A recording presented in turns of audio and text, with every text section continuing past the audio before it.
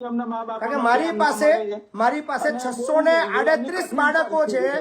638 બાળકોમાંથી 100-150 બાળકો એવા છે જેમની અત્યારે ખરાબ પરિસ્થિતિ બનવાનું એકમાત્ર કારણ છે પતિ પત્નીના ઝઘડા। હાજી નમસ્કાર। નમસ્કાર, જય માતાજી બાપુ। જય માતાજી।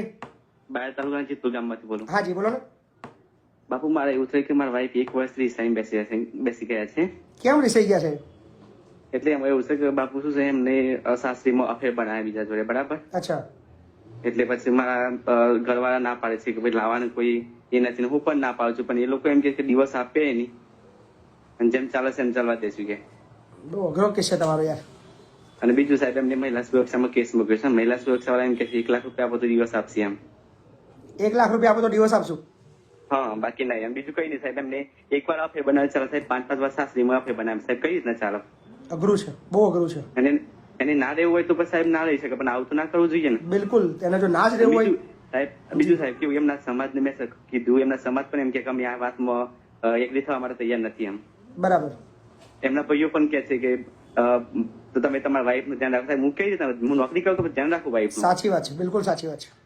અને સાહેબ મહિલા સુરક્ષા વાળા મેં કાલે જ જઈને આવ્યો। ઘણા કિસ્સાઓની અંદર આ બધું જોવા મળી રહ્યું છે, પણ યાર લોકોએ સમજવું પડશે। એવું નથી કે ખાલી દીકરા દીકરી બંને સમજવું પડશે।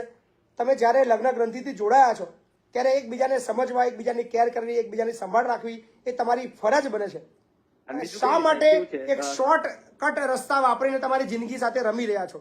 અને આ બધું અઘરું ત્યારે પડશે જ્યારે તમારી ઉંમર 40 વર્ષને ક્રોસ થશે, ખૂબ અઘરું પડશે। હા સાહેબ, કારણ કે એવું છે સાહેબ, મારા 28 વર્ષ થયા, બરાબર છે જી। અને એક છોકરો છે 3 વર્ષનો, તો પણ નથી સુધરતા। છોકરો છે તમારો? હા, છોકરો છે 3 વર્ષનો। કોની જોડે છે? એમના જોડે છે। એમને એવું કીધું બેને, મેં કાલ બેનના જોડે ગયો, બેને કીધું કે 5 વર્ષ થાય એટલે તમને છોકરો સુપી દેશે એમ। છોકરાઓનું બી લોકોના ભવિષ્યની પડી નથી, ગજબ છે। મેં કીધું કે હું એજ્યુકેટર છું સાહેબ, મેં કીધું કે હું મારા છોકરાને જવાબદારી લઉં છું, પણ તમે આવો ને એક વખત રૂબરૂ આવો ને એક વખત મારા ઓફિસે આવો ને। Okay sir, okay, thank you sir. બહુ અઘરા કિસ્સા આવી રહ્યા છે ભાઈ, બહુ અઘરા કિસ્સા છે। અને સમાજના જે વિસ્તારના જે સમાજ સેવકો છે, લોકો છે, જે મોભાદાર વ્યક્તિઓ છે, જેનું સમાજ માને છે, એવા લોકોએ આવા બધા કેસની અંદર આગળ આવવું પડશે, લોકોને સમજાવવા પડશે। બાકી કોર્ટ કચેરીથી ક્યારેય આ લોકોને ન્યાય નહીં મળે।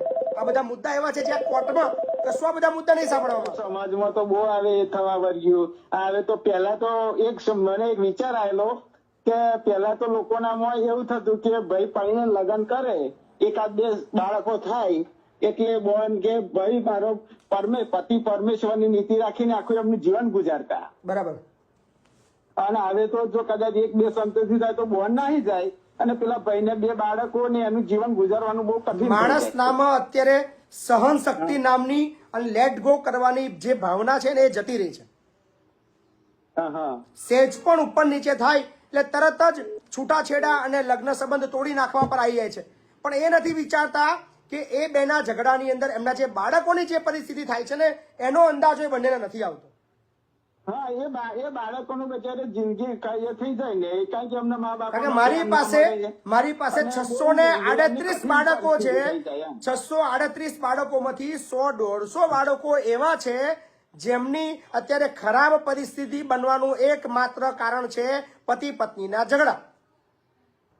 સાહેબ, એના વિશે કોઈ કાયદો ના બનાવ્યા કે આવું આટલી ઉંમર પછી આ વિષય એવો છે કે આ વિષય કોઈ કાયદાથી નહીં પણ સ્વૈચ્છિક ભાવનાથી, સારા વિચારોથી આ સમાધાન થાય એવું છે। બાકી આને કોઈ કાયદો નહીં નડે ક્યારે।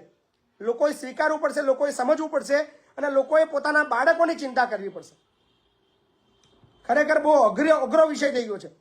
લેટ ગોની થોડી ભાવના રાવો યાર, ભૂલ દરેકથી થાય છે અને દરેક બાબતની અંદર ઝઘડા કરીને તમે છૂટાછેડા કરશો, કેટલા છૂટાછેડા કરશો? કોઈ એવું પાત્ર તમને મળશે જે તમારા માટે પરફેક્ટ હશે એવું લાગે છે તમને? શક્ય નથી, યાદ રાખજો।